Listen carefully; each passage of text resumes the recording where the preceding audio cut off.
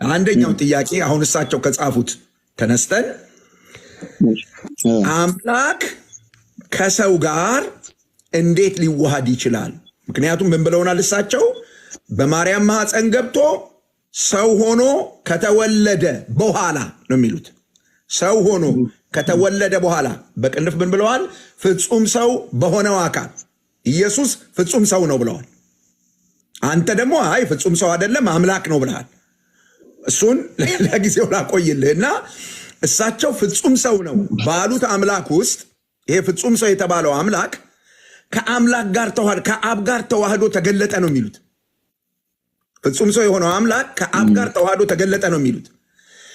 ሰውና አምላክ እንዴት ነው ሊዋሃዱ የሚችሉት? አንድ እንድታስረዳኝ የምፈልገው ሰውና አምላክ እንዴት ነው ሊዋሃዱ የሚችሉት? አንድ ሁለተኛው ሰውና አምላክ ሁለተኛውን ጥያቄ በደንብ ያዝ። ሰውና አምላክ ተዋህደዋል የሚለው የመጽሐፍ ቅዱስ ክፍልስ የት ጋር ነው ያለው? እነዚህን ሁለቱም መልስልኝ። አሁን ግልጽ ነው አይደል? ጥያቄ በእምነት ግልጽ ነው። በጣም በጣም ዋይድ። እሺ የኢየሱስ ክርስቶስ ማንነት በነገራችን ላይ ሰው የሚለው ስምም የተሰጠው በሰው አምሳል ስለተገለጠ ወይም በሰው አምሳል ስለመጣ ነው። አንድ በል። ሌላው ደግሞ ብዙ ስሞች አሉ ስለ ኢየሱስን የማዕዘኑ ራስ ድንጋይ። እኔ ስለ ስም አላወራሁም። አይደለም አዳምጠኝ እባክህ በእምነት። እኔ ስለ ስም አይጠየቅኩ የጠየቅኩ ስለ ማንነት ነው። ኢየሱስ ፍጹም ሰው ነው። አንተ ካላዳመጥከኝ እንዴት ልመልስልህ? ካላዳመጥከኝ እንዴት ልመልስልህ? እሺ ይኸውልህ የጠየቅኩ ሌላ የትርኩኝ መልሰው ሌላ በእምነት እኮ ልመልስልህ ወደ መልስ እየመጣው ነው። ለምን ቆይ እዚህ ጋር ታሪኩ ታገሰ። አንተ እየመጣው ነው እኮ ወደዛ መልሱ እየመጣው ነው። ልክ ነው። አንተ ተናገር። ልክ ጓይድ እሺ ለኢየሱስ ክርስቶስ ስለ ስጋው ማንነቱ ወይም ስለ ማንነቱ ለሱ ብዙ ስሞች በመጽሐፍ ቅዱስ ላይ ተሰጥተዋል። በጣም ብዙ ስሞች። ሰው ነው፣ የእግዚአብሔር ልጅ ነው፣ ወልድ ነው። በጣም ብዙ ስሞች እና የዓለም መድኃኒት፣ ብርሃን፣ በጣም በተለያዩ አይነት ስሞች ተሰጥተዋል መጽሐፍ ቅዱስ እንደሚናገረን ከሆነ ማለት ነው። ታዲያ ድንጋይ ነው ወይ ኢየሱስ? ድንጋይ አሁን ሰዎች የናቁት የማዕዘኑ ራስ ድንጋይ ወይም ኢየሩሳሌም ላይ ድንጋዩን የማሰናከያ ድንጋዩን አኖራለሁ የተባለው ስለ ክርስቶስ ነው። ስለዚህ ኢየሱስ ክርስቶስ ድንጋይ ነው ሲባል ድንጋይ ነው? እውነት ድንጋይ ነው ኢየሱስ? አንተ አሁን በሚታውቀው ታውቃለህ እኮ ይሄንን ሳታውቅ ቀርተህ አይደለም። በሚታውቀው ይሄ ስም ሲሰጠው ለኢየሱስ ድንጋይ ለማለት ፈልጎ አይደለም። ሰው ነው ሲባልም በሰው አምሳል በሰው መልክ የሰውን ይዞ ስለመጣ ይናገራል እኮ የእግዚአብሔር ቃልም የሰው መልክ ለብሶ ስለመጣ ሰው ተባለ እንጂ ሰው አይደለም ኢየሱስ ክርስቶስ። እዚህ ጋር ተክለ ማርያም የጻፉት ጽሑፍ ምንድነው የሚናገረው? ከላይ ሲመርም ምን እያለ ነው የሚመጣው? ኢየሱስን ሰው አርግቶ ከታች ደግሞ ኢየሱስን አምላክ አርግቶ ሲናገር አሁን አምላክ ኢየሱስ ክርስቶስ ያስባለው መለኮቱ ውስጥ መገለጡ ነው። እግዚአብሔር አምላክ በክርስቶስ ውስጥ ስለተገለጠ አምላክ ተባለ።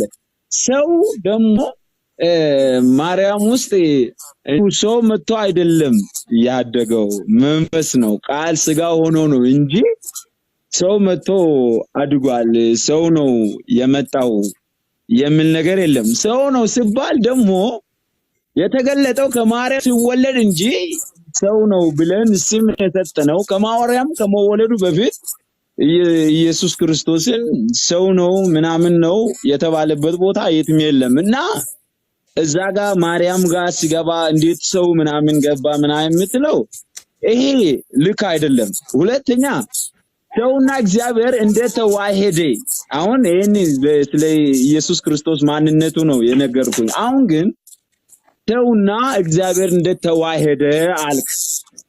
አንደኛ የምነግርህ ነገር ሰው የተባለበት ስም የተሰጠው በሰው አምሳል ስለመጣ ብዙ ቦታ የሰው ልጅ ተባለ። እንደ የሰው ልጅ ነው? የሰው ልጅ እኮ አይደለም፣ ግን የሰው ልጅ ተባለ። አሁንም አዳምጠኝ እባክህ፣ ትንሽ ሰዓት ስጠኝና እጨርስልሃለሁ። መልስ ከሆነ ይሆንልሃል።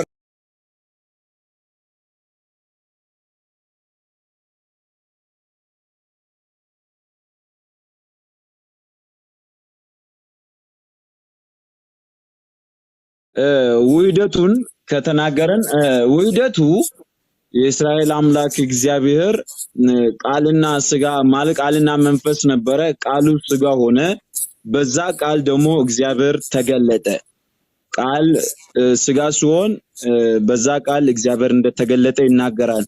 ቃል የተባለው ሰው ሆኗል የተባለው ክርስቶስ ነው። በክርስቶስ ውስጥ እግዚአብሔር ተገለጠ።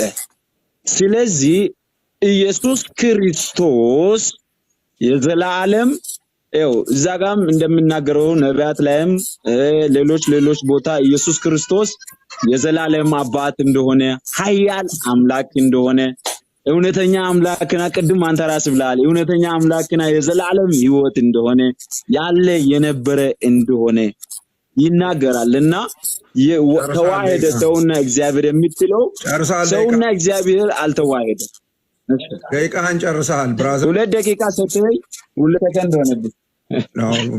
ጨርሰሃል ደቂቃህን። እሺ ቆየኛ እንዴ ጨርሰሃል። ለተጠየቀው ጥያቄ የሰጠኸው መልስ አንደኛው ኢየሱስ ሰው አይደለም ነው። እሱ አንድ ጥሩ መልስ የመለስከው እሱ ነው። መዋሃድ ማለት ምን ማለት ነው ለተባለው ግን ምንም እዚህ ግባ የሚባል መልስ አልሰጠህም። መጽሐፍ ማስረጃም አላቀረብክም። ቆየኛ እንዴ አላዳመጥከኝም። ጥያቄ ይኸውልህ ብራዘር፣ እኔ የጠየቅኩት ጥያቄ መዋሃድ ማለት ይኸውልህ መዋሃድ ማለት ምን ማለት ነው ስለ መዋሃድ ማለት እንደዚህና እንደዚህ ማለት ነው፣ ለዚህ ማስረጃው ይሄ ነው ብለህ ነው መልስ የምትሰጠኝ። አንተ እዛ የቤትህን ኮተት ታወራኛለህ። አባት ተብሎ ሰው ተብሎ ድንጋይ ተብሎ ምናምን ተብሎ ብለህ ጊዜህን በማይሆን ነገር ትጎትታለህ። የተጠየቀው ጥያቄ በጣም ስፔሲፊክ ነው። መዋሃድ ማለት ምን ማለት ነው? መዋሃድ ማለት እንደዚህ ማለት ነው በልና አስረዳ ነው የተባልከው። አልቻልክም ልታስረዳ አልቻልኩም ከማለት በፊት ማለት ነው። አዳምጠ ጨርስልኝ እባክህ ብራዘር፣ ንገርለት ወንድም ተስፋዬ ንገርለት። አዳምጠ ብጨርሰኝ ለዛ መልስ አሁንም ታገኛለህ፣ ለዛኛው መልስ እንዳገኘው ብራዘር። የአንተን የኦንሊ ጂሰስን ስብከት ልሰማ እኮ አይደለም ለዚህ ቁጭ አልኩት። እኔ የጠየቅኩህ መዋሃድ ማለት ምን ማለት ነው? ይኸውልህ ጠይቀህ እኮ ነው፣ ጠይቀኸኝ ነው። ገባህ አይደል? ስለዚህ ወደ አይደለም እግዚአብሔር ቃል እስከሆነ ድረስ መስማት ግዴታ ነው። ይኸውልህ አዳምጥ በእምነት ሁለታችሁም ስሙኝ ፕሊዝ። እሺ ኦኬ። ይኸውልህ የኔ ወንድም አሁን ተዋህዷል። እኔ ጥሩ ነው ተዋህዷል። ምንድነው እንዴት ነው የምናብራራው? እሱ እዛ ውስጥ አልገባንም። እኛ 2 ጥያቄ ነው እኔ ዛሬ ይዤ የመጣሁት 2 ጥያቄ ነው። የጠየቁት ጥያቄ ምንድን ነው? አብ የነበረው አምላክ እሱ ራሱ ወልድ ሆነ፣ እሱ ራሱ መንፈስ ቅዱስ ሆነ አንድ ነገር ነው። አይ አይደለም፣ አብ የነበረው አምላክ አብ ወልድ የሚባለው የአብ ንግረቱ ነው፣ ንግግሩ ነው። ንግግሩን ወደ ስጋ ቀየረና በስጋ ውስጥ ቁጭ አለ የሚለው ደግሞ ሌላ ነገር ነው። እዚህ ላይ አንብብልኝ ያልከውን ነገር አንድ ክፍል አንብብልህና ቅድም ካነበብነው ጋራ እንመጣለን፣ አብረን እናስተያየዋለን። እኔ አሁን እንዴት ነው የምታምኑት? ኢየሱስ ማን ነው? ኢየሱስ አምላክ ነው ወይስ ሰው ነው? ዋናው ጥያቄ ይሄ ነው። ልብ በል ላንብብልህ ቁጥር 12 እሱ ለእኔ አምላክ ነው። ቆይ አንድ ጊዜ እንደማመጥ ስሰማ ስለነበር በእምነት ሚውት አድርግና አዳምጣው። ጥያቄ ነው የምጠይቅህ፣ ማብራሪያ እየሰጠው አይደለም። አንተ አብራራ፣ የምታብራራልኝ አንተ ነህ። ግን በደንብ ትክክል ጥያቄን ተረዳው። ገጽ 12 ላይ ሂድና እንዲህ ይላል፣ የመለኮት አካል እንዲሆን የተዘጋጀ ሰው ነው ይለናል። ማንን? ኢየሱስን። ገጽ 12 የመጀመሪያው አንቀጽ ነው ማነብልህ። የአብ ልጅ በመሆኑ አብ ተዋህዶታልና የባህሪው ምሳሌና የክብሩ መንጸባረቅ ሆኖ ዕብራውያን 1:3 የመለኮት አካል እንዲሆን የተዘጋጀ ሰው ነው። ኢየሱስ ክርስቶስ የመለኮት አካል እንዲሆን የተዘጋጀ ሰው ነው። ስለዚህ መለኮት ፓርት አይደለም ማለት ነው። እሺ አሁን ደግሞ ቅድም አንተ በስፋት ወዳነበብከው ክፍል ደግሞ እንሂድ። ገጽ 39 ጋር ሂድ። እሱን ደግሞ ላንብብልህ። እንዲህ ይላል።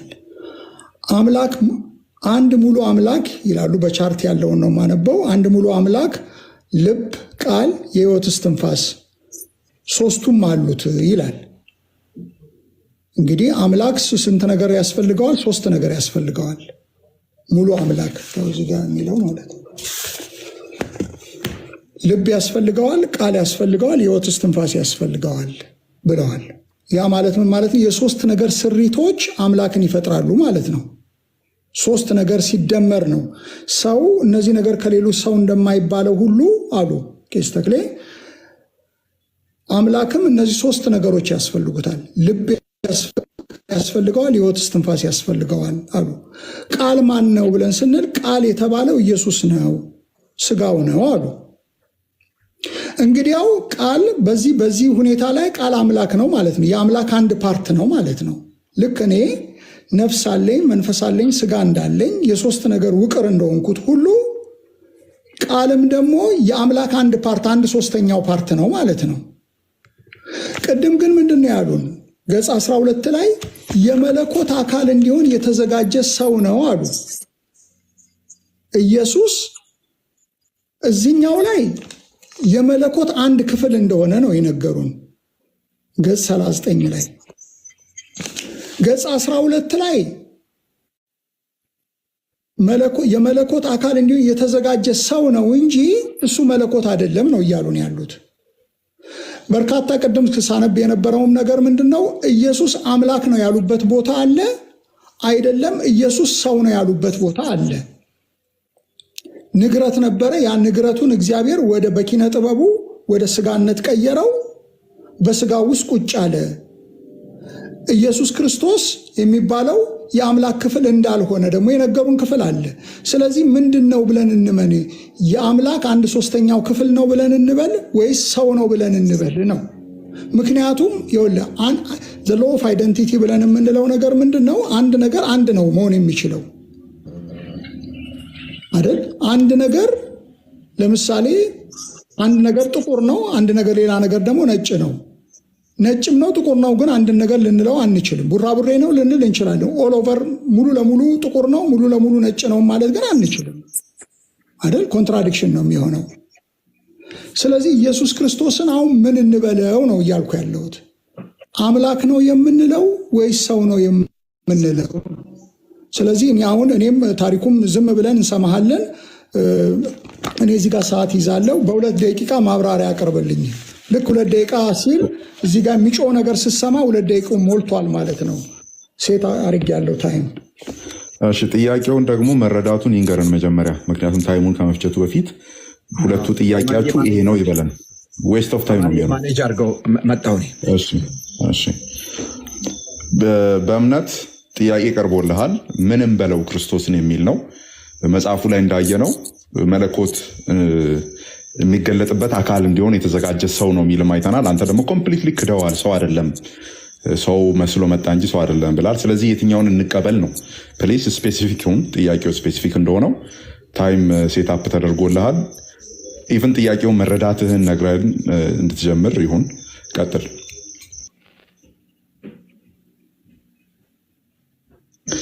ማይክሮፎን ሚውት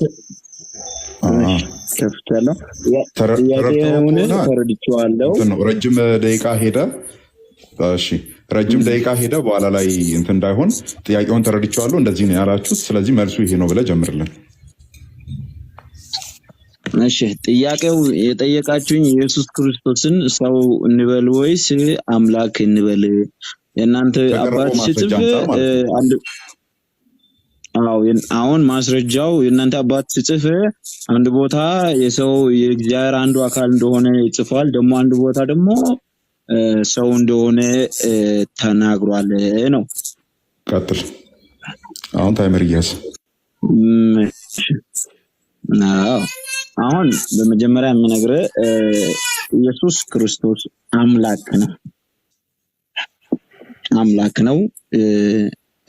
አምላክነቱን እንግዲህ መጽሐፍ ቅዱስ እንደናገረው አምላክ እንደሆነ ይናገራል። ሰው ነው ብሎም ደግሞ መጽሐፍ ቅዱስ ደግሞ ሌላ ቦታ ጽፎ አስቀምጧል። ሰው ሲባል ቅድም አብራርቻለሁ። ድጋሚ ሰው ሲባል እንዲህ ብዬ አላብራራም። ኢየሱስ ክርስቶስ አምላክ ነው።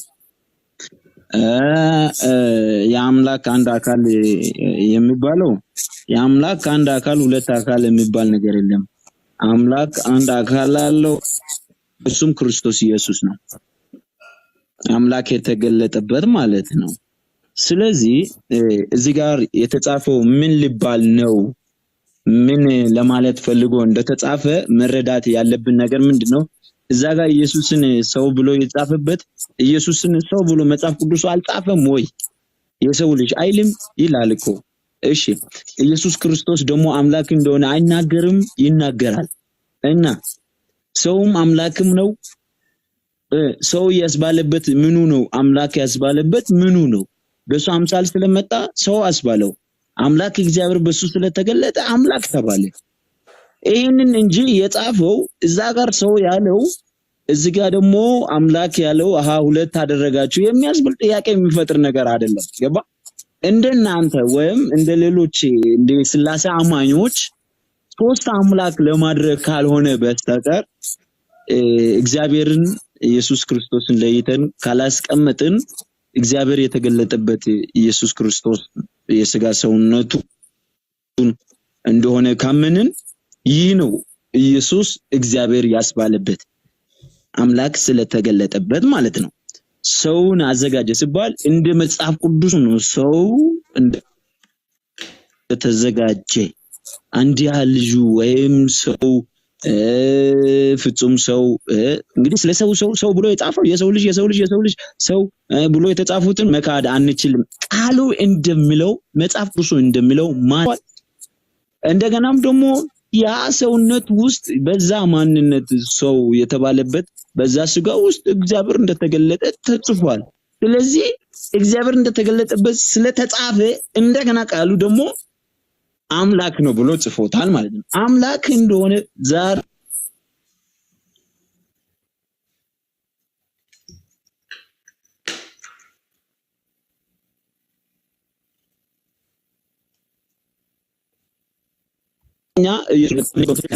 ኃያል አምላክ ኢየሱስ ክርስቶስን አይልም ይላል።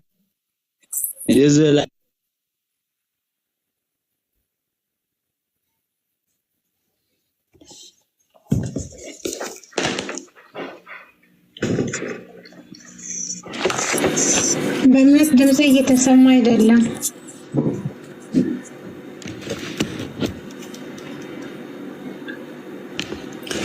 ኦኬ፣ እኔ ማጠቃለያ ነገር ልናገርና ልጨርስ። ዛሬ የተናገርኩት ነገር ምንድነው? የሐዋርያት ቤተክርስቲያን ሰዎች ስለ እግዚአብሔር የሚያስተምሩት ነገር በጣም የተምታታ ነገር ነው። አንዳንድ ቦታ ላይ ርምደታዊ የሆነ ነገር ይናገራሉ። ማለት አብ የነበረው አምላክ እሱ ራሱ በአዲስ ኪዳን ወልድ ሆነ፣ በባለ አምሳ ደግሞ መንፈስ ቅዱስ ሆኖ ወረደ። አንዱ አምላክ ነው።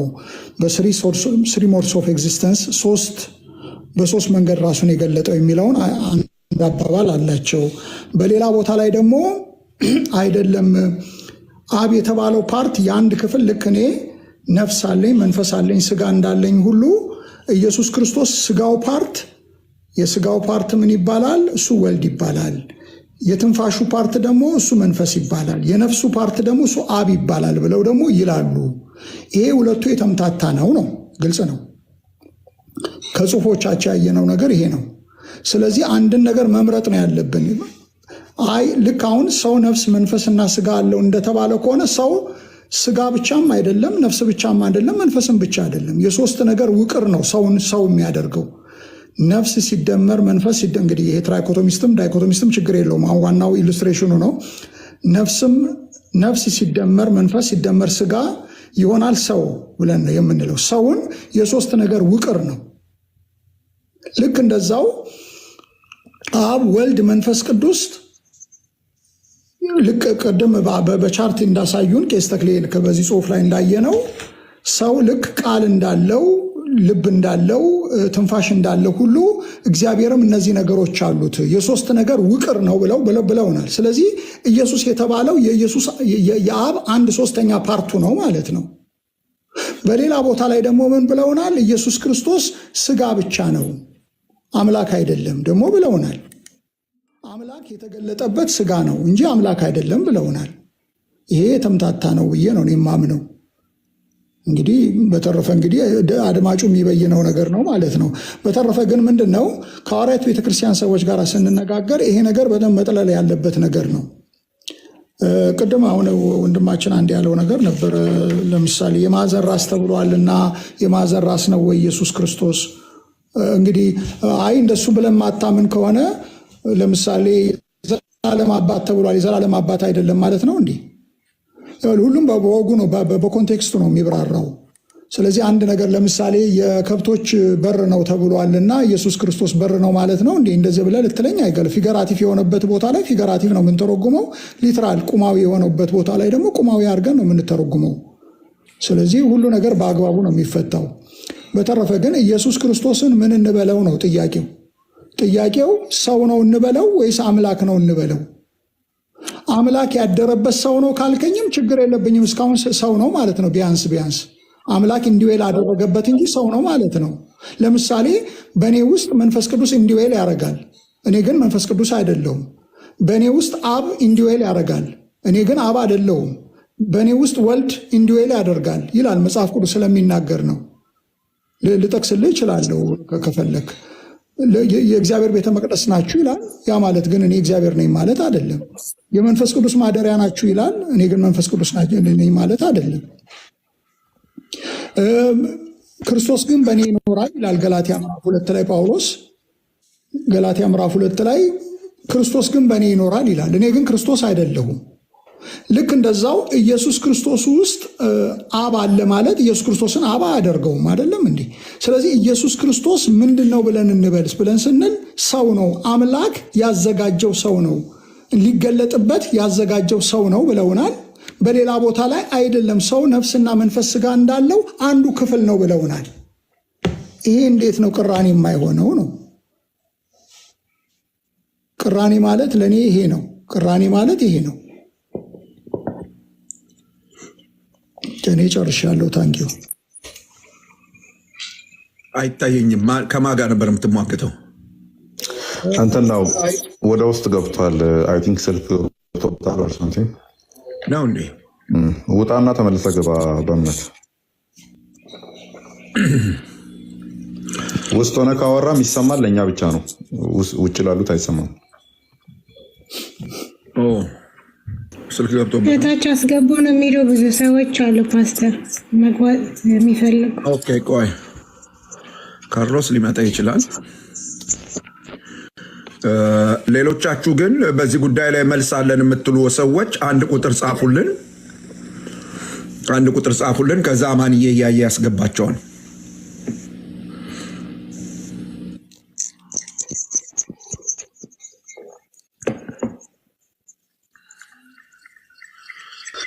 አሁን ጥያቄው ግልጽ ነው። ማንም በለው የሚል ነው።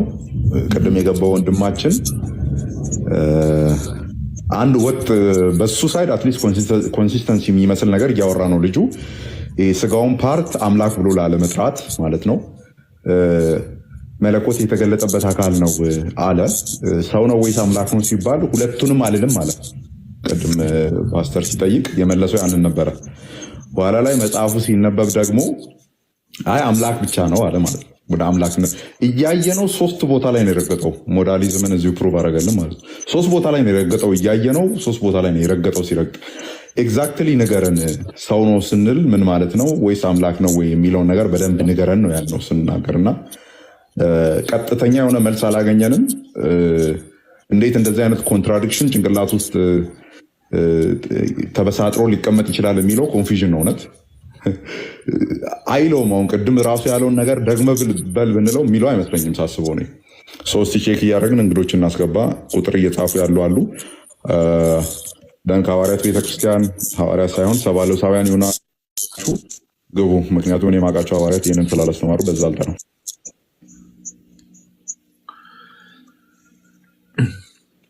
ፓስተር ሰዎች እስኪመጡ ድረስ አንድ ነገር ልበል። እሺ ካርሎዬ ተናገር። እሺ እንደምን አላችሁ ፓስተር ዶክተር ተስፋዬ፣ ሰላማችሁ ይብዛ። ኤፎ አማን ሀኒ፣ እንደገና ከስር ያላችሁ ቅዱሳን ሁሉ በኢየሱስም ሰላም ላችኋለሁ።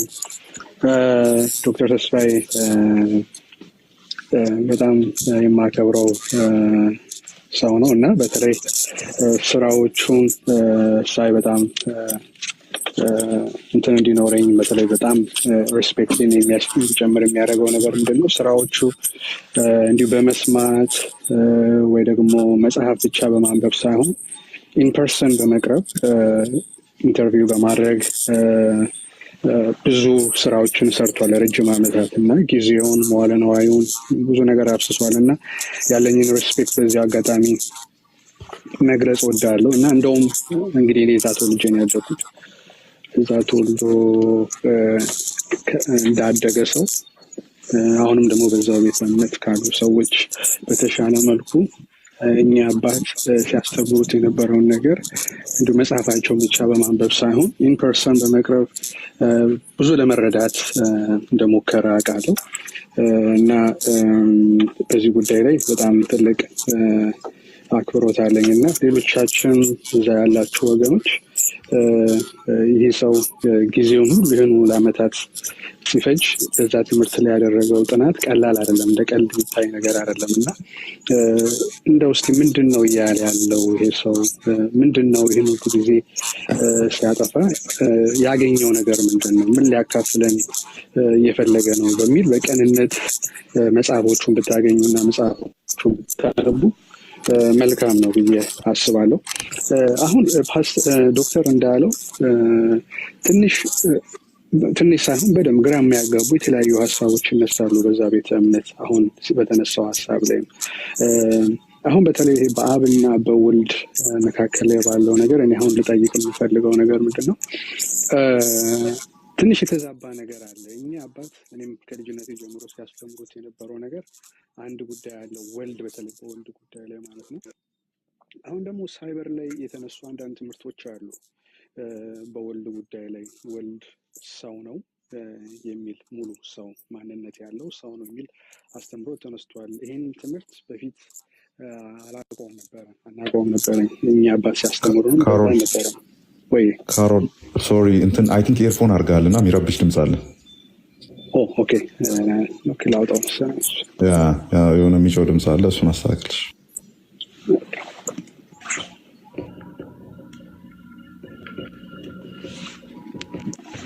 አሁን ተስተካከለ?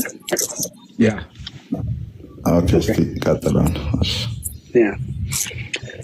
ስለዚህ ምንድን ነው እንግዲህ አንተ ዶክተር ከሳቸው ጋር ኢንፐርሰን ባደረግከው ውይይትን በመጽሐፋቸውን ባጠናው ወልድ ስጋ እንደሆነ የአብ መገለጫ ስጋ እንደሆነ ሲያስተምሩ ነበር። አሁን ደግሞ ሳይበር ላይ የተነሳው ትምህርት ደግሞ ወልድ ሰው ነው፣ በእግዚአብሔርና በሰው መካከል መካከለኛ ሆኖ የገባ ሰው ነው የሚል ነገርም የተደበላለቀ ነገር እየሰማን ያለ ነው እና በዛ ነገር ላይ አንተ ምንድን ያገኘው? ምናልባት ደግሞ ያን ኦዲዮ ምናልባት ሪከርዱ ካለና ትውልዱ መስማት የሚችልበት መንገድ ካለ ምናልባት በመጽሐፍ ሳይሆን ባሉባልታ ሳይሆን እሳቸው ሲያስተምሩ የነበሩት በጣም እንግዲህ በዛ ቤተ እምነት የሚከበሩ አባት ናቸው እና እሳቸው ያስተማሩትና አሁን ደግሞ ሳይበር ላይ የተነሱት ትምህርቶች አብረው እንደማይሄዱ መረዳት አለበት ብዬ ስለማምን ያ አክሰስ ማግኘት እንችል እሱን ለመጠየቅ ነው የፈለኩት። አመሰግናለሁ።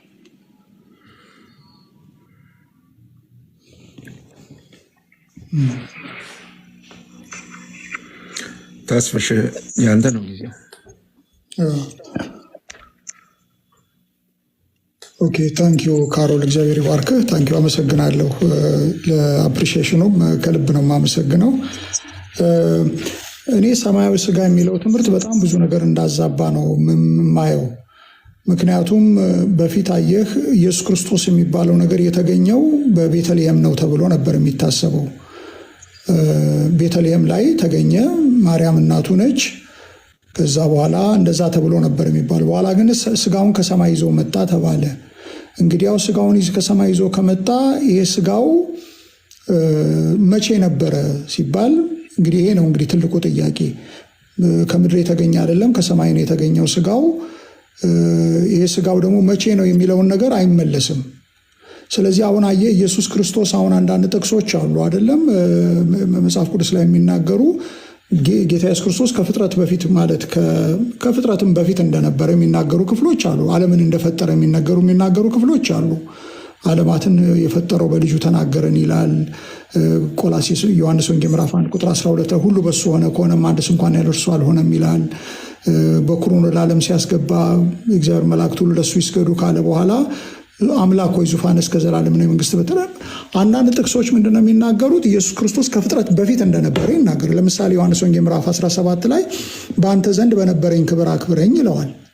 ዓለም ሳይፈጠር በአንተ ዘንድ በነበረኝ ክብር።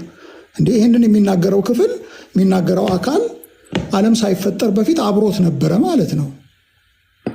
አሁን ሰማያዊ ስጋ የሚለው ነገር ለዚች የገባች ይመስለኛል። እኔ በደንብ ሁኔታውን ሳየው እንግዲህ እኔ ግምት ነው፣ ልሳሳት እችላለሁ። ምናልባት ይህንን ነገር ስጋውማ በፊትም ነበረ፣ ሰማያዊ ስጋውን ከሰማይ ይዞ ስለመጣ ስለ ስጋው ነው የሚያወራው ብለን እንዲሉ ያደረጋቸው። እንደምታውቀው አሜሪካን ሀገር ያለው ድርጅት ይህንን ነገር አያምንም። ስጋው የተገኘው ወይንም ደግሞ ቃል ስጋ የሆነው በቤተልሔም ነው ብሎ ነው የሚያምነው። እና ሰማያዊ ስጋ የሚባለው ትምህርት ግን ነው ነገሮቹን በጣም ስለ ኢየሱስ ማን ነው የሚለውን ጥያቄ ሁለት በጣም ይህንን አሁን የምንነጋገርበትን ነገር ይሄ የኔ ግምት ነው። ምናልባት ልሳሳት እችላለሁ። እና እኔ ነገሩን ሳስበው ወደዛ ነው የሚወስደኝ። በተረፈ ግን ምንድን ነው መጽሐፍ ቅዱሳችን ግልጽ ነው። ወልድ ከአብ በተለየ ሁኔታ አምላክ እንደሆኑ የሚናገሩ ክፍሎች አሉ። ለምሳሌ ዮሐንስ 1 መጀመሪያ ቃል ነው፣ ቃልም በእግዚአብሔር ቃልም እግዚአብሔር ነበር ይለናል። ከእግዚአብሔር ጋር ነበረ ይለናል። ራሱ እግዚአብሔር ነበረ ይለናል። ስለዚህ ዲስቲንክት ፐርሶናሊቲ እንዳለ እናያለን ማለት ነው። ምዕራፍ ቁጥር 18ም ላይ እግዚአብሔርን ያየው ማንም የለም፣ በእቅፉ ያለው አንድያ ልጁ የሆነው አምላክ እሱ ተረከው ይለናል። አምላክ ነው የተረከው። አምላክ ጆቫዊ ትነሶቹን ትርጉም ሄደ ብትመለከተው ካሮል አለው ዌብሳይታቸው ላይ አማሪክ ብለህ ዮሐንስ ወንጌል ምዕራፍ 1 ቁጥር 18ን ሞኖጌኔስ ሁዮስ ብለው አይደለም የተረጎሙት፣ ሞኖጌኔስ ቴዎስ ብለው ነው። አንድያ ልጁ የሆነው አምላክ እሱ ተረከው ይላል። ማንን ነው የተረከው? አብን። አምላክን ያየው ማንም የለም፣ ነገር ግን በቅፉ ያለው አንድያ ልጁ የሆነው አምላክ እሱ ተረከው ነው የሚለው። ቅድም እንዳልኩት ዕብራውያን ምዕራፍ 1 ቁጥር 8ም ላይ ቁጥር 6 ላይ የእግዚአብሔር መላእክት ሰገዱለት ይላል። ቁጥር 8 ላይ ምንድነው የሚለው? በኩሩን ወደ ዓለም ሲያስገባ ይላል።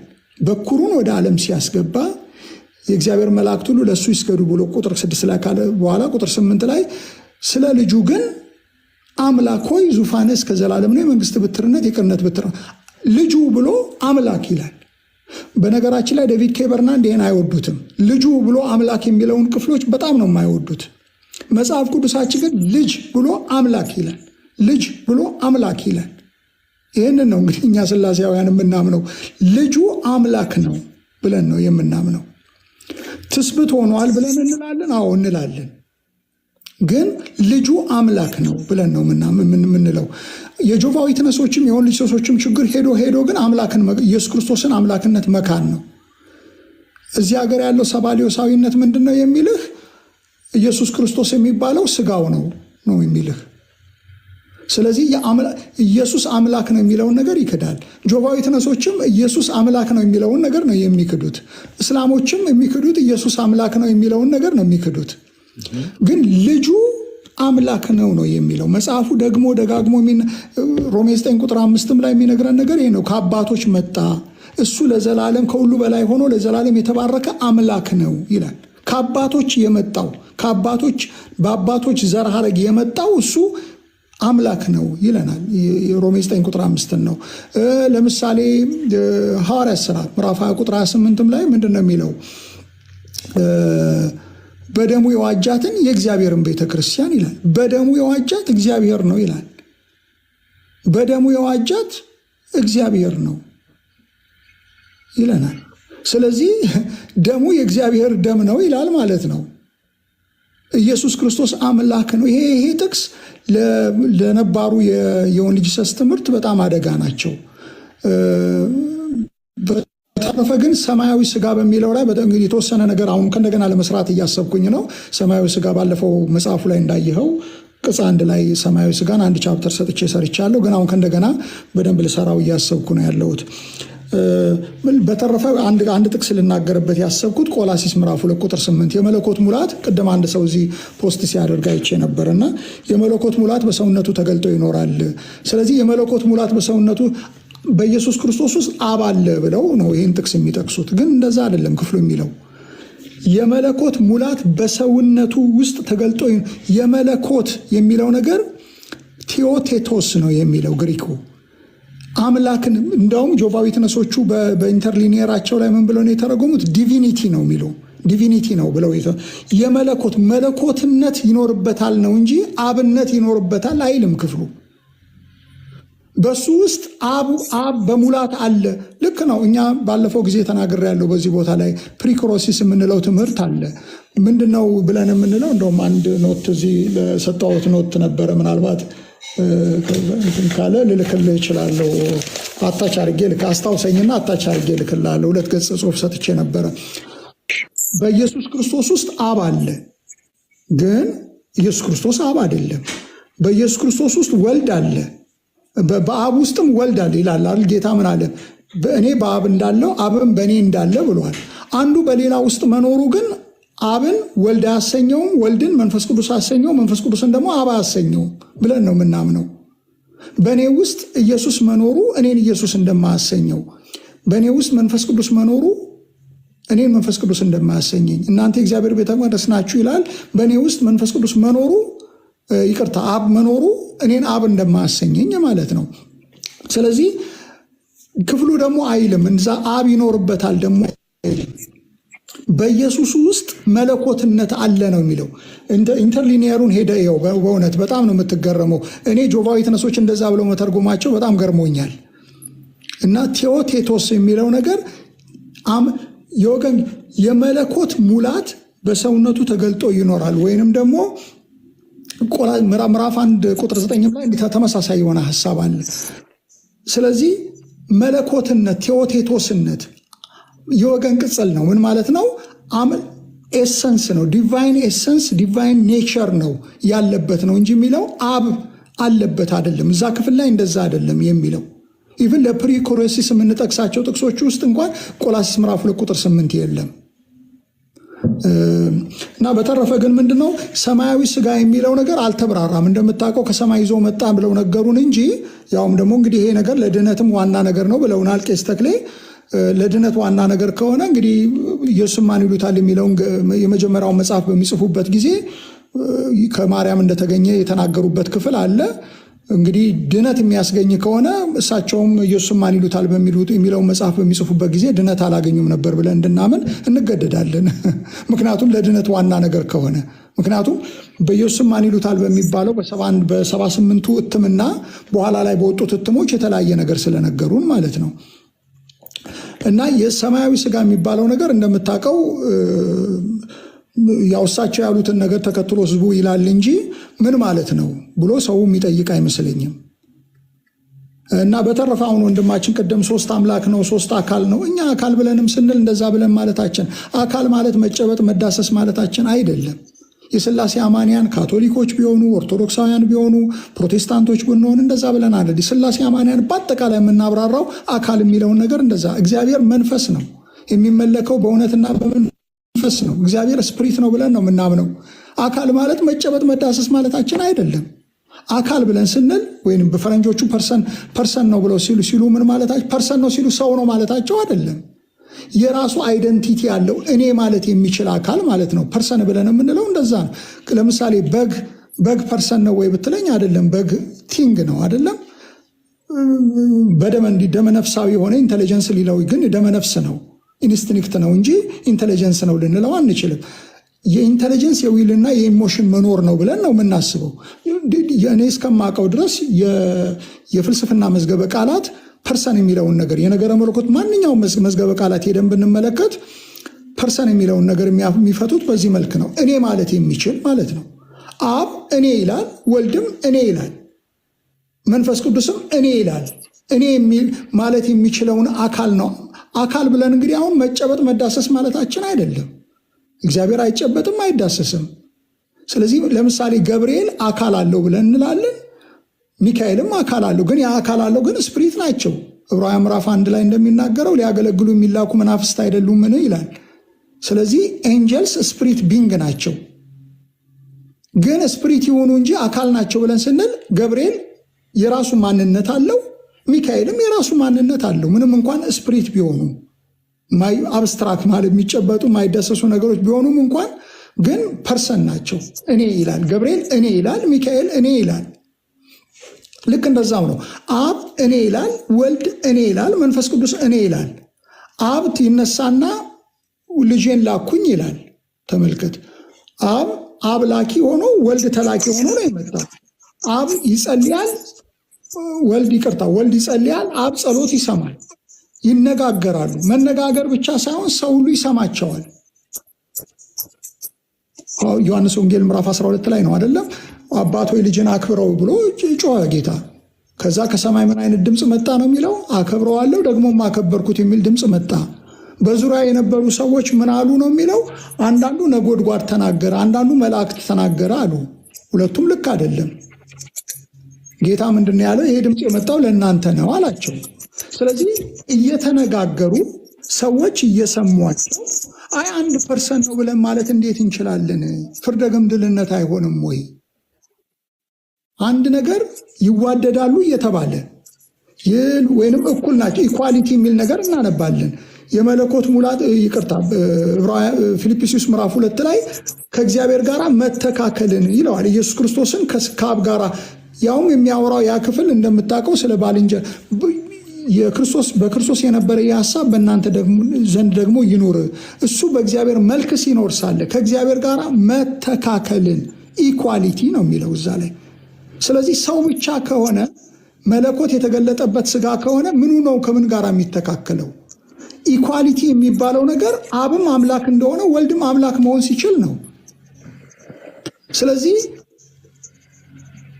ባይሆን ፋንክሽናል ሰቦርዲኔሽን በአብና በወልድ መካከል አለ። ለምሳሌ ጆቫዊ ተነሶቹ የሚሉት ሁሉ ከተገዛለት በኋላ ሁሉ ላስገዛለት ይገዛል ተብሏል።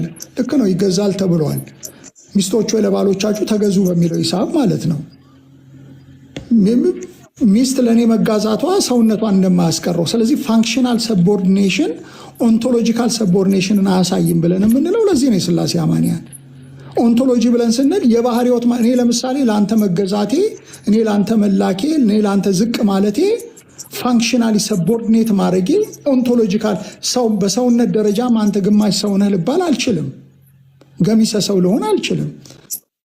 የሚለው ሁሉ ከተገዛለት በኋላ ሁሉ ላስገዛለት ራሱ ደግሞ ልጅም ይገዛል ነው የሚለው።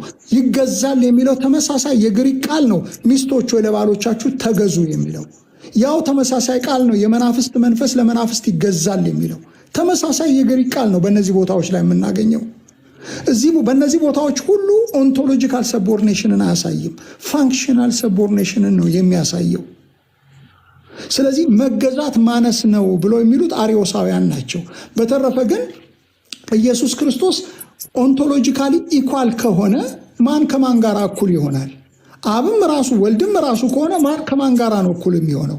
መጽሐፍ ቅዱስ ለምንድን ነው እንዲህ የሚያደናግረን? እንዲህ ከሆነ ለምንድን ነው የሚያደናግረን? ፕሌን የሆነ ቋንቋ ለምን አይጠቀምም?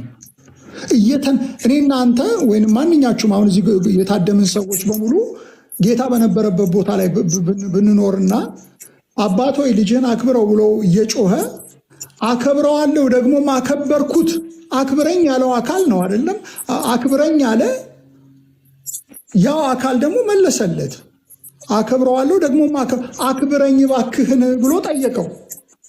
የጠየቀው አካል ምን ብሎ መለሰ? አከብረዋለሁ ደግሞ አከበርኩት ብሎ መለሰ። ሰዎች ሰሙ ይሄንን በጆሮአቸው። ልብ በሉ፣ ይሄን አይደለም የምለው፣ መጽሐፍ ቅዱስ ነው የሚለው።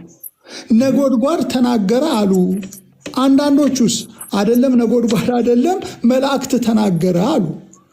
መላእክትም አባቱ ሊሆን አይችልም፣ ነጎድጓድም አባቴ ያለው አካል ነው የመለሰው። ስለዚህ ሁለት እንዴት ነው የማይሆኑት? እንደዛ ከሆነ ድራማ ነው እየተሰራብን ያለው ማለት አምላክ ድራማ እየተጫወተብን ነው ማለት ነው። እንዴት ነው የምንረዳው? ላኪ ተላኪ፣ ወዳጅ ተወዳጅ፣ እወደዋለሁ ይላል ተነስቶ። እወደዋለሁ፣ የምወደው ልጄ እሱ ነው፣ እሱን ስሙት ይላል። ኢየሱስ ክርስቶስ ይነሳና አባቴን ዓለምን ይወቅልኝ፣ አባቴን እንደምወድ ዓለም ይወቅልኝ ይላል። ይዋደዳሉ እየተባለ ይተዋወቃሉም ሁሉ ተብሏል። መጽሐፍ ቅዱሳችን ላይ እንደሚተዋወቁ ሁሉ ይናገራል። ስለዚህ አንድ ፐርሰን ልናረጋቸው አንችልም። ፐርሰን ስንል እንግዲህ ልብ በል መጨበጥ መዳሰስ ማለታችን አይደለም። አካል የሚለውን ሁል ጊዜ ኦርቶዶክሶች ለምን እንደሆነ አላውቅም እንደዛ ማለታችን አይደለም። የሥላሴ አማንያን ምን ብለን እንናገር? በቃ አይደለም፣ ሌላ ቃል አላገኘንም ማለት እንግዲህ ፐርሰን የሚለውን ፈረንጆቹም ይህንኑ ነው የሚጠቀሙት።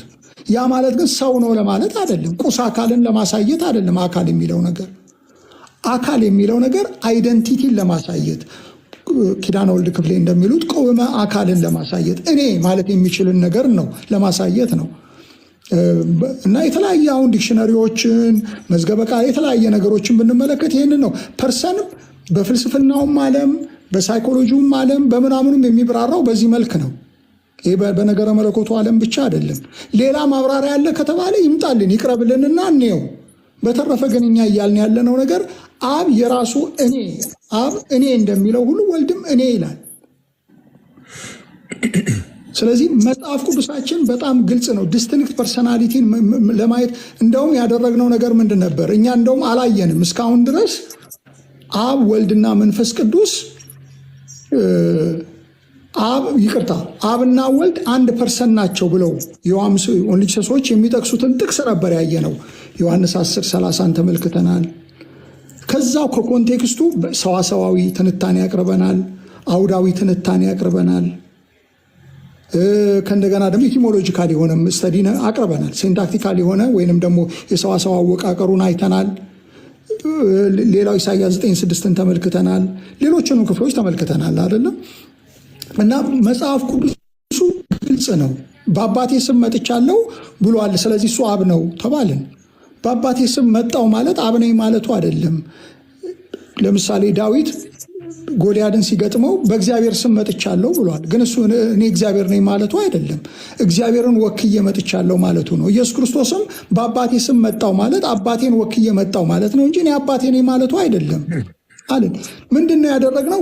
እኛም ሙጉቴን እኔ እያዋቀርኩ ያለሁት በሁለት አንጻር ነው። በእውነት ክሊር በሆነ በሁለት አንጻር ነው የተናገርኩት። አንደኛው ነገር እነሱ አብም ወልድም ኢየሱስ ክርስቶስ ነው ለማለት መንፈስ ቅዱስም ኢየሱስ ክርስቶስ ነው ብለው ለማለት የሚያቀርቧቸው ሙግቶችን አንድ በአንድ ጥቅስ በመጽሐፌ ላይ የቀረኝ ጥቅስ ያለ አይመስለኝም። በእኔ ግምት ምናልባት ካለ ካስታወሳችሁ ልከት ይችላለሁ። አንድ ጥቅስ በማይቀርበት ሁኔታ በእርግጥ ይሄ ሀሳብ ኢየሱስና አብ አንድ ፐርሰን መሆናቸውን ይናገራሉ የሚለውን ነገር ስናየው አያስኬድም። እንደውም አለማስኬድ ብቻ ሳይሆን ተቃራኒው ከነሱ ተቃራኒ የሆነውን አመለካከት ነው ኢንዶርስ የሚያደርገው። ኦኬ። ስለዚህ አንደኛ ነገር ያደረግነው ከትካች አጸፋ ብለን ወይንም ደግሞ አንደርከቲንግ ዲፊተር ብለን ያቀረብነው ነገር ምንድን ነው? እነሱ አብም ወልድም መንፈስ ቅዱስም አንድ ፐርሰን ነው ብለው ለማለት የሚያቀርቧቸው ማስረጃዎች ነው ሁሉንም ያየናቸው። ሰዋሰው ይፈቅዳል ወይ፣ ኮንቴክስቱ ይፈቅዳል ወይ የሚለውን ነገር ነው በስፋት ያየ ነው። አንድ እሱ ነው። ሁለተኛ ግን እኛ አሁን እኔ ለምሳሌ ኢየሱስ ክርስቶስ ቅድመ ትስጉት ወይንም ደግሞ ኢቨን ከፍጥረት በፊት እምቅድመ ዓለም እንደምንለው ማለት ነው። እምቅድመ ዓለም ከመፈጠሩ በፊት ዩኒቨርስ ስፔስ እና ታይም ከመፈጠሩ በፊት አብሮ እንደነበረ እንዴ ይጠይቀዋል እኮ። ዓለም ሳይፈጠር በፊት በነበረኝ ክብር አክብረኝ ይለዋል። ወይንም ደግሞ ዮሐንስ ወንጌል ምዕራፍ 1 ላይ እንደሚለው መጀመሪያ የሚለው እንግዲህ ፍጥረት ከመፈጠራቸው በፊት ነው። መጀመሪያ ቃል ከእግዚአብሔር ጋር አብሮ ነው። ፕሮስ ፕላስ አኪዜቲቭ ብለን ብዙ ጊዜ የምንለው ነገር ሪሌሽንሽፕን ነው የሚያሳየው ብለን የምንለው ይህንን ነው። ስለዚህ ዓለም ከመፈጠሩ በፊት አብ ከወልድ በተለየ ማንነት እንዳለ ይናገራል። ስለዚህ ይህንን ልንክደው መጽሐፍ ቅዱስን እናምናለን ብለን ይህንን አድበስብሰን ልናልፍ አንችልም። ይሄ ግልጽ ነው። መጽሐፍ ቅዱሱ ክሊር በሆነ ሁኔታ ነው የሚናገረው። ስለዚህ የሐዋርያት ቤተክርስቲያን ወንድሞቻችን በጣም ይሄንን ዝም ብሎ እንካ ሰላምታ አይነት ነገር መሆን የለብን። እኔ አሁን ዛሬ ያቀረብኩት ነገር እኔ በጣም ግልጽ ነው ብዬ ነው ማምነው። አሁን ይሄ ክርክር የሚያስነሳ ነገር አይደለም። ኦኬ እሺ፣ እስቲ ይሄን ነገር እናጣራው፣ እስቲ ይሄን ነገር እንጠይቅ ነው ማለት ያለባችሁ። እኔ በትህትና ነው የምላችሁ። ሂዱና ጠይቋቸው። በአንድ ቦታ የነገራችሁን ነገር ርምደታዊ የሆነ ነገር ነው የነገራችሁን። አብ የነበረው አምላክ እሱ ራሱ ወልድ ነው የሆነው። ወልድ የሆነው አምላክ እሱ ራሱ ነው መንፈስ ቅዱስ የሆነው። በእነዚህ መካከል በአብ በወልድና መንፈስ ቅዱስ መካከል የስም ልዩነት ነው። አብ ተባለ፣ ከዛ ወልድ ተባለ፣ መንፈስ ቅዱስ ተባለ። ስም ተቀያየረ እንጂ ማንነቱ ሳይቀያየር ነው ብለው ያሉበት አግባብ አለ። በሌላ ቦታ ላይ ደግሞ መጥተው ምንድን ነው ያሉት? አይደለም አብ ስንል መለኮትን ነው፣ ወልድ ስንል ሰብአዊነትን ነው፣ ከእንደገና መንፈስ ቅዱስ ስንል ደግሞ ትንፋሽን ነው ደግሞ ያሉበት ቦታ አለ። ይሄ አይምታታም ወይ? ይሄ ወጥነት አለው እንዴት ይባላል ነው። በሌላ ቦታ ላይ ወልድ ለአብ እንዲገለጥበት የቀረበ ስጋ ነው ተብሏል። በሌላ ቦታ ላይ ደግሞ ምን ተብሏል? አይደለም ሰው ነፍስና መንፈስ እንዳለው ሁሉ የእግዚአብሔር አንድ ፓርት ነው። የእግዚአብሔር አንድ ነፍስ ሲደመር መንፈስ ሲደመር ስጋ ይሆናል ሰው እንደምንለው ሁሉ አብ ሲደመር ወልድ ሲደመር መንፈስ ቅዱስ ይሆናል አምላክ ከሆነ ወልድ የተባለው ነገር ስጋ አይደለም ማለት ነው። የአብ የሆነ ክፍል ነው ማለት ነው። ይሄ ነገር ይብራራልን ነው እያልን ያለ ነው። ሌላው ቢቀር እኮ እናንተንም እየረዳ እስቲ አጥሉት። ሌላው ቢቀር አስተማሪዎቻችሁ ለምሳሌ አሁን አንድ ኤልያስ ሽባባው የሚባል ይሄ ሰው የስላሴ አጠያቂ ሚስጥር ብሎ በጣም በነገራችን ላይ በዚህ ላይ 3-4 ቀን እፈጃለሁ። በደንብ ነው የምንነጋገረው። ዛሬም ከወንድሜ ጋር እያወራን ነበረ። ስለ ስላሴ ነው ላብራራ ግድ የለ ይሄን ተወት አድርጎት የራሱን ቢያብራራ እንኳን ጥሩ ነበረ። አጠያቂ ሚስጥር ነው፣ ከባቢሎናውያን ተወስዷል። ስላሴ የሚባለው ከግሪካውያን ተወስዷል። የሶስት አምላክ እነሱ የሚያመልኩ ነበረ። ክርስትና እንደዚህ ነው ብሎ በጣም እናየዋለን። ይህንን በደንብ ነው የምናየው። ግድ ከዛ በፊት እኮ ምንድን ነው የራሷ አሮባት የሰው ታማስላለች እንደሚባለው መጀመሪያ የራሳችሁን አብራሩ ነው እያልን ያለ ነው። እስቲ ሌላው ቢቀር ንገሩን ይሄ ምን ማለት እንደሆነ እናንተ አብራሩልን ነው እያልን። ምክንያቱም በቄስ ተክሌ በአንድ መጽሐፍ ላይ 2 የተለያየ ትንተና ነው የቀረበው። ኢየሱስ የአብ 1/3 ነው ተብሎ የቀረበበት ቦታ አለ። አይደለም ኢየሱስ አብ የተገለጠበት ስጋ ነው ተብሎ የቀረበ አለ። እንደውም በቻርት አርቢ ያሳዩን ቦታ አለ። እና ይሄንን ነገር ጠይቁ ነው እያልን ያለ ነው። እናንተም አስተማሪ የሆናችሁ ሰዎች አስቡ፣ ምንድን ነው እየሆነ ያለው ነገር የሚለውን ነገር ማሰብ ያስፈልጋል። እውር ድንቡሩን የወጣ ነገር ይሄ ነገር ደግሞ መልስም የምንሰጥ ሰዎች በጣም ይሄን ነገር በጣም አናላይዝ ማድረግ አለብን። በዚህ አንጻር ሙጉቴን ማዋቀር ከሆነ እንዴት ነው መመለስ ያለብኝ? ስለዚህ እኔ አሁን አንዳንድ ሰዎችን ሳገኝ አንተ የምታምነው ምንድን ነው ማለት ጀምሬያለሁ። ይሄ ነገር ከገባኝ በኋላ እነዚህ ሰዎች የተምታታ ነገር አንዳንድ ጊዜ ሰክሰሲቭ ይሆናሉ ወይም ሞዳሊስቲክ ሞናርኪያሊዝም ይሆናሉ። አንዳንድ ቦታ ላይ ደግሞ ሳይመልቲኒየስ የሚለው ወይም ስታቲክ ቪው ይጠቀማሉ። ይሄ ነገር እንዴት ይሆናል ብዬ ካሰብኩበት ጊዜ ጀምሮ መጠየቅ ጀምሬያለሁ። ምን ማለት ነው ማለት ጀምሬያለሁ። ኢየሱስ የሚባለው ምንድን ነው ብዬ እላለሁ። እስካሁን ያገኘኋቸው ሰዎች እዚህም አሁን እየተነጋገርን ነው ብያቸዋለሁ። እዚህ በተለይ አትላንታ ያላችሁ፣ በነገራችን ላይ አትላንታም ላሉ ሰዎች ልትነግሩ ትችላላችሁ። እዚህ እየተነጋገር ጋብዘን ነው እኛ ስንነጋገር የሐዋርያት ቤተክርስቲያን ሰዎችን ጋብዘን ነው የምንነጋገረው። የእነሱ እዚህ ከተማ ውስጥ ያለ የአትላንታ ውስጥ ያለ ፓስተሩ ተነግሮት ነበረ። እሱ እምቢ ብሎ ስላለ ፈቃደኛ አይደለሁም ብሎ ስላለ ሌሎች ሰዎች እየመጡ እያብራሩልን ያሉት። አሁን ለ2 ሳምንት ያብራራልን ሰው ሌላ ሰው ነው። ከዛ በፊት ደግሞ ሌላ ሰው መጥቶ እንትን እያለልን ነበረ። እና እኔ ማሰብ አለብን መነጋገር። እኔ አሁን የጠየኳቸው 2 ሰዎች ያሉኝ ነገር ምንም ነገር ዝም ነው ያሉኝ በቃ። እና ዝም ብሎ አይኔን ግንባር ያርገው የሚባለው ነገር እኔ ጥሩ አይመስለኝም። ሃይማኖት ክርክር ዝም ብሎ እንደው ዝም ብሎ የጨባራ ለቅሶ አይደለም። የሃይማኖት ክርክር ውል ነው። አትሊስት ቻርተር አለ። ቻርተራችን መጽሐፍ ቅዱስ ነው። እሱን እየጠቀሰን እያጣቀስን መሟገት ትክክል ነው ብዬ ነው የማምነው። መጽሐፍ ቅዱስ በዚህ ነገር ላይ ምንድን ነው የሚለውን ነገር ልክ ነው። እግዚአብሔር ትልቅ ነው፣ ከመታወቅ በላይ ነው፣ እስማማለሁ። ግን የነገረንም ነገር አለ። አንተን ማወቅና የዘላለም ሕይወት ይቺ ነች ብሏል ጌታ ኢየሱስ ክርስቶስ አይደለም? እግዚአብሔርን ማወቅ የዘላለም። ስለዚህ የተነገረን ነገር አለን። የተነገረን ነገር ቢያንስ መጽሐፍ ቅዱስ በነገረን መጠን መነጋገር ተገቢ ነው ብዬ ነው የምለው። በደንብ አድርጎ ግሪኩን ቢያስፈልግ ዕብራይስጡን ቢያስፈልግ ማንኛውንም ነገር ተጠቅመን በትክክል መረዳት መቻል አለብን። ያንን ነገር ማመን አለ ይሁን ማንም የፕሮቴስታንት ማማኝ ይሁን ካቶሊክም ይሁን ዝም ብሎ የነገረኝን ሁሉ አሜን ብዬ መቀበል የለብኝም። በእውነት እኔ ብዙን ነገር የተማርኩት ወደ ፍልስፍና የሚያደላ ነገር ነው የተማርኩት። እኔ ምርምርም በጣም ነው የምደግፈው። በእውነት ከልቤ ነው። መጠየቅ መቻል አለብን። እጣፈንታችንን በሰዎች አስተሳሰብ ላይ ማኖር የለብንም። እንደ ሰዎቹ ቢሳሳቱስ ምን ማለታቸው ነው ብለን ማለት አለብን። እንዴት ነው ወደ እንግዲህ አሁን እንደሚናገሩት ከሆነ ከ2.5 ሚሊዮን እስከ 3 ሚሊዮን እንደርሳለን ብለዋል። እንግዲህ ምን ያህል ልክ ነው አላውቅም።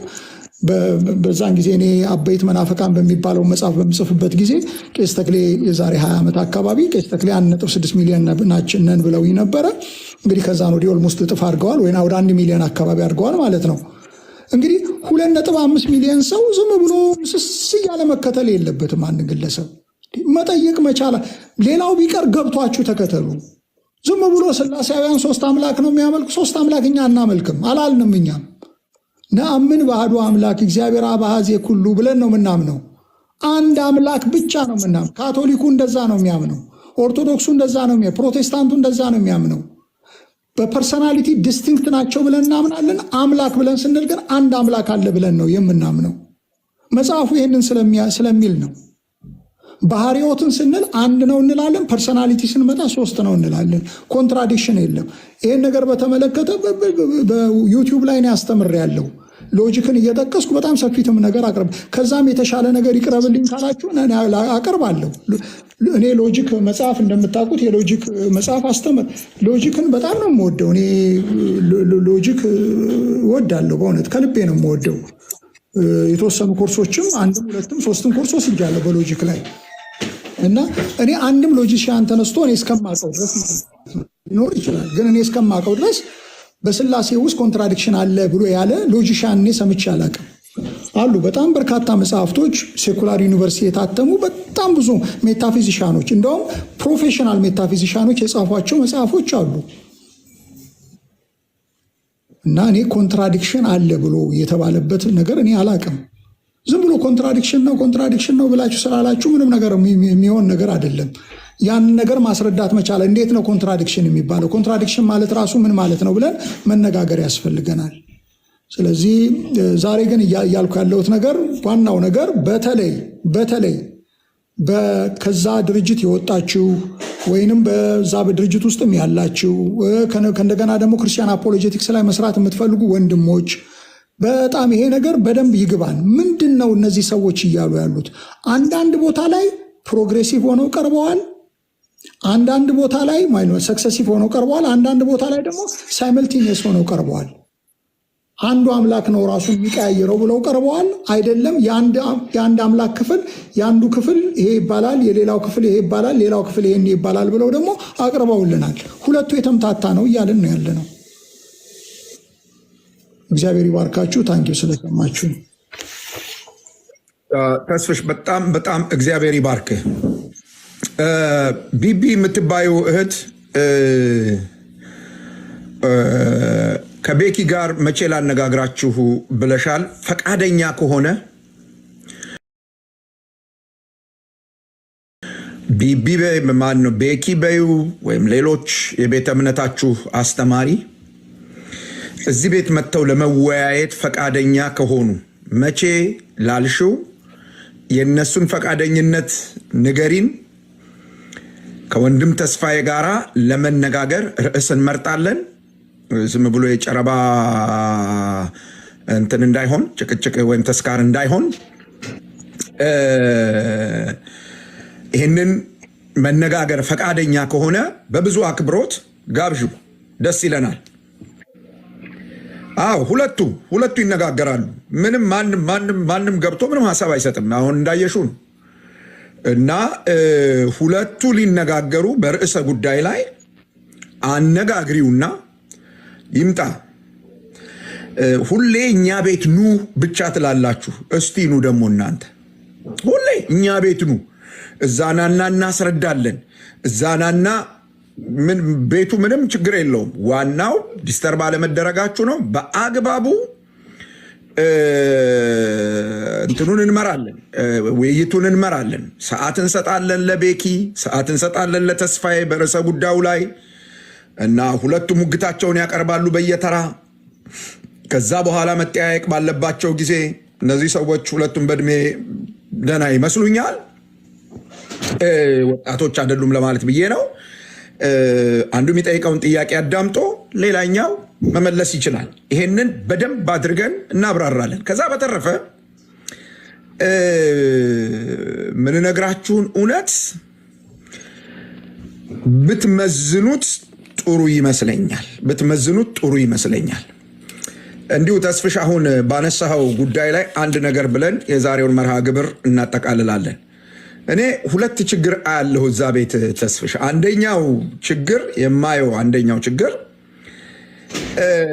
የስነ አፈታት ችግር አያለሁ። አሁን ባለፈው ጊዜ አማኑና በረከት አንድ ዲቤት አድርገዋል፣ አንድ ውይይት አድርገዋል እና ዮሐንስ ወንጌል ምዕራፍ 3ን በጣም በሚገርም መንገድ አመጣ በረከት እና አንድ አካል ስለ ራሱ እርሱ ብሎ ይናገራሉ ብሎ በየትኛው ቋንቋ ነው እንደዚህ የሚባለው? እና አማን ምን ብሎ መለሰለት? እኔ እኮ እሱ ንግግር ነው ፉልሽ የሆነብኝ አለው። ቃል በቃል ያለውን ነው። አማን እዚህ ስላለቅ ተሳስቼ ከሆነ ያርመኛል። እሱ ንግግር እኮ ነው ፉልሽ የሆነብኝ። እንዴት ራሱን እርሱ ብሎ ይጠራል? ምን ማለታችሁ ነው ነው እያልኩ እየተሟገጥኩ ያለሁት የሚል እንትን። ስለዚህ በየትኛውም ቋንቋ የለም ብሎ ዮሐንስ ወንጌል ምዕራፍ 3ን አንብብልኝ አለ። ወዲያውኑ ተነበበ። ዮሐንስ ወንጌል ምዕራፍ 3 ቁጥር 16 ጀምሮ ተነበበና ይሄን እችን ቃል ያዛት። ይኸውልህ እንግዲህ ለመተርጎም ማለት ነው ኢየሱስ አካል አይደለም የሚለውን ለማስቀመጥ ወይም ከአብ የተለየ አይደለም የሚለውን ለመሞገት ነው አማንን ይሄንን ያነሳው። ምን አለ? በእርሱ የሚያምን ሁሉ የዘላለም ሕይወት እንዲኖረው እንጂ እንዳይጠፋ እግዚአብሔር አንድያ ልጁን እስኪሰጥ ድረስ ዓለሙን ከላይ ስለ ምድራዊ ነገር ቁጥር 12 ስለ ምድራዊ ነገር በነገርኳችሁ ጊዜ ካላመናችሁ ስለ ሰማያዊ ነገር ብነግራችሁ እንዴት ታምናላችሁ? ከሰማይ ከወረደ በቀር ወደ ሰማይ የወጣ ማንም የለም። እርሱም ይላል እዚህ ጋር እርሱም በሰማይ የሚኖረው የሰው ልጅ ነው። ስለዚህ ኢየሱስ ስለ ራሱ እርሱ ብሎ ተናግሯል እና እርሱ ማለቱ ፐርሰናሊቲን አያሳይም የሚል ሙግት ለማቅረብ ነው ይህንን ቃል የተጠቀመው። በጣም ነው የገረመኝ በእውነት። አሁን ይሄ አማርኛ የሚያቅሰው ጌታ ኢየሱስ ክርስቶስ ከኒቆዲሞስ ጋር በሚያደርገው ዲያሎግ ስለ ራሱ እኔ ነኝ ብሎ ስለ ራሱ እያወራ ነው ያለው እና በዚህ አውድ መሰረት ይሄንን በትክክል ሰው ሊገነዘበው የሚችለውን ነገር እችን ብቻ እርሱ ምትሏን አውጥቶ በቃ በየትኛውም ቋንቋ የለም ብለኸኛል ምናምን ብለኸኛል በሚል ወደ ውዝግብ ወሰደው ነገሩ። እዚህ አማን አለ ሊናገር ይችላል። ይሄን እንዲህ አይነት የስነ አፈታት ጠንካራ ችግር አለ። አሁን በእርግጥ አንተ ተቸዋለሁ ብለሃል ይሄን መጽሐፍ የጻፉት ሰውዬ ቄሱም አባት ነው ይሉናል። አባቴ ብሏል፣ ተልኬ ያለሁ ብሏል። እንዴት ነው እሱ ተርሚኖሎጂ መጽሐፍ ቅዱስ ውስጥ ያሉ ተርሚኖሎጂ እነሱ ሲፈልጓቸው ሲሪየስ ሆነው ይያዛሉ። እንየት እነሱ የሚሉትን ሐሳብ ልክ አይደለም ተብለው ተሞግተው እነዛ ተርሚኖሎጂ ሲነሱ ችግር የለው ምንም አይደለም ብለው ያልፋሉ። እንዲህ አይነት የስነ አፈታት ህግ የለም። ሜቢ ወንድሜ ተስፍሽ በሌላ ጊዜ ይሄን ጉዳይ በደንብ ስለ ስነ አፈታት በደንብ ይነግረናል ብዬ አስባለሁ። ግን የስነ አፈታት ችግር እዛ ቤት አለ። መጽሐፍ ቅዱሱ ሊፈታበት የሚገባው የስነ አፈታት ህግ አለ። እሱን አውቆ በዚያ መሰረት መጽሐፍ ቅዱስ የምታነቡ እዛ ቤትም ያላችሁ ሰዎች እንደው ዝም ብላችሁ በመለኮተ ሰውነት ሙላት ተገልጧል ተብሏል ምናምን አባት ነኝ ብሏል ምናምን የሚለውን ጥቅስ መወርወር ትታችሁ ምንድነው እሱ አውዳዊ በሆነ መንገድ ትክክል ነው ወይ የሚለውን ነገር እዩት። ይሄ በጣም ኢምፖርታንት ነገር ስለሆነ፣ ይሄ በጣም ጠቃሚ ነገር ስለሆነ አንዱ ችግር እሱ ነው። ሁለተኛው ችግር